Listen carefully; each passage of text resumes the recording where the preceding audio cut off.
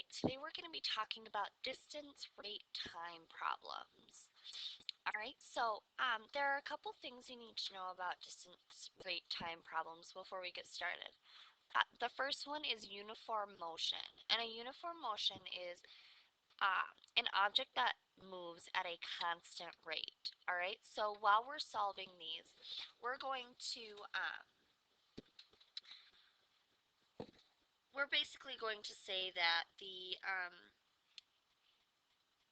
move in the same that the objects we're working with move in the same direction, opposite directions, or round trip. Okay, so but they're always at a constant rate. Okay, now the next thing we need to know is our formula. Okay, our formula: distance equals rate times time. I also like to call it dirt. Okay, just as a simple way of remembering it. So D equals RT dirt.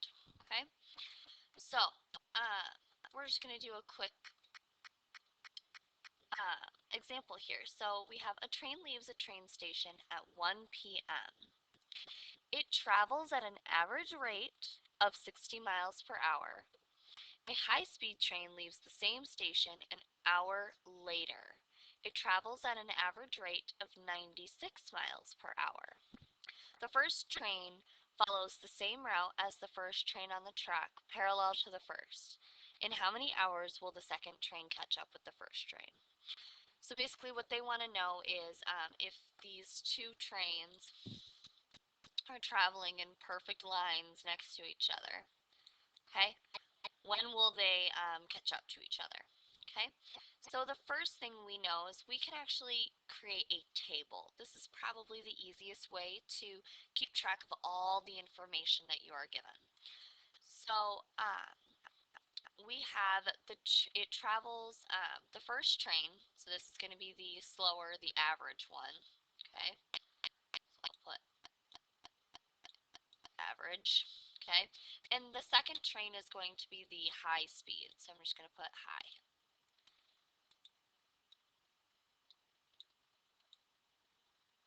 Okay, and the rate of the first train, the average train, is 60 miles per hour.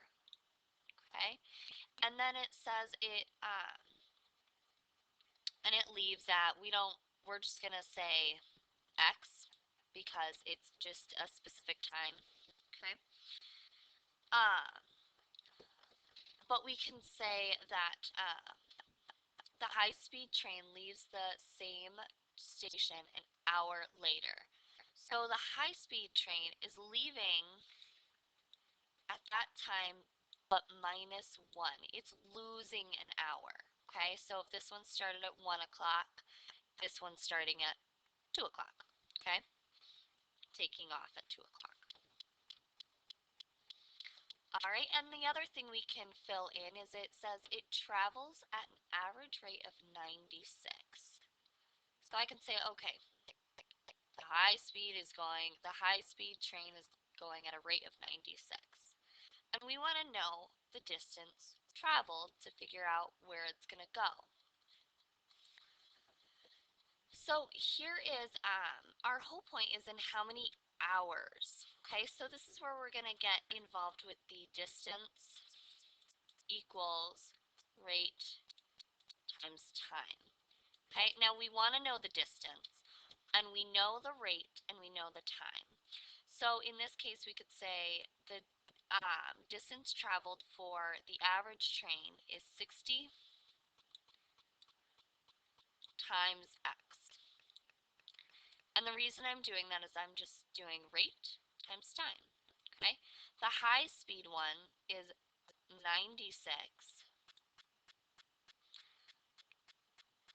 which is the rate, times the time, which in this case is x minus 1, because remember we're losing an hour.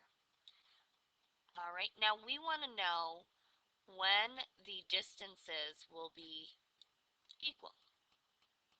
So we can actually set these two equations equal to each other because we want to know the time. We want to know the time. We want to figure out the x.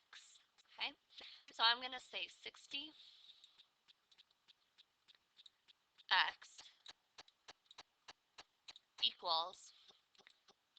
96 x minus 1.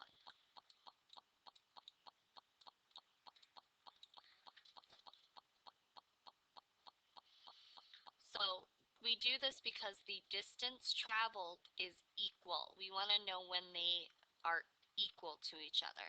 Okay? So from here I can just solve the equation like I normally would. I have 60x equals, we're going to distribute. We have 96 times x, so that's going to be 96x. And 96 times negative 1 is minus 96. Okay, I'm going to solve, simplify, I'm going to subtract 96x from both sides.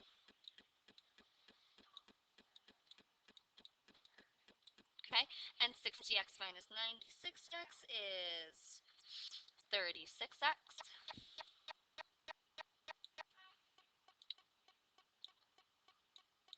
Negative 36x, sorry, equals negative 96 is left on this side. And if I were to divide negative 96 by negative 36, I will get 2 2/3. Or if you were to divide it on a calculator, if you're doing this with me at home, it would be 2.666 repeating, okay? All right, so what this is telling us is that in 2 2/3 hour, the trains will catch up to each other. Okay, now we're going to work on this a lot tomorrow, so don't be worried if you are a little confused, but it's all about being organized and just filling things in into the formula.